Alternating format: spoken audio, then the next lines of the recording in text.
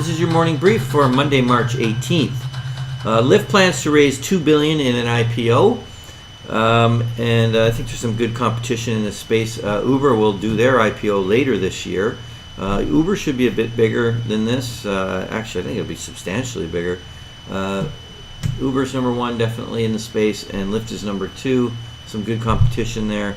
I'm quite interested to see how that one goes.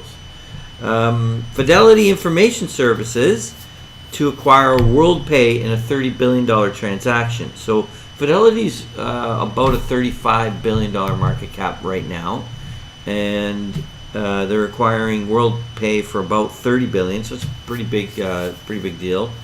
And Fidelity is going to own 53% of the combined entity. Worldpay is up about 8%, while Fidelity's down about 3%. So that's kind of standard. The acquired company goes up and the acquiring company goes down.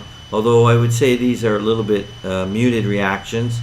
It's a light premium, I guess. 8% over its previous day's close is pretty light premium.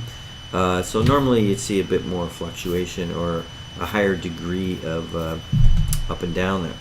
But nonetheless, I like this transaction. I like the space that both of these companies are in. So Fidelity Information Services, I consider that information services. This would go along with like a big data theme. It's definitely a theme of ours.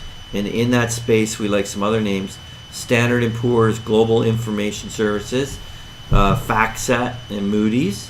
In the payment space, which is another theme we've been harping on recently, we like Paychex, Paycom, FleetCor. PayPal I put in here, but I don't like it as much as some of the others, although it's been trading super strong and a lot of people do like it. Automated data processing, and of course the giants Visa and MasterCard, and they both look fantastic. Okay, futures are flat, so it looks like the opening is going to be a bit humdrum, but that could change. And in the NCAA, Duke, Virginia, North Carolina, and Gonzaga are number one seeds in the NCAA tournament. So interestingly, Duke, Virginia, and North Carolina are all in the ACC.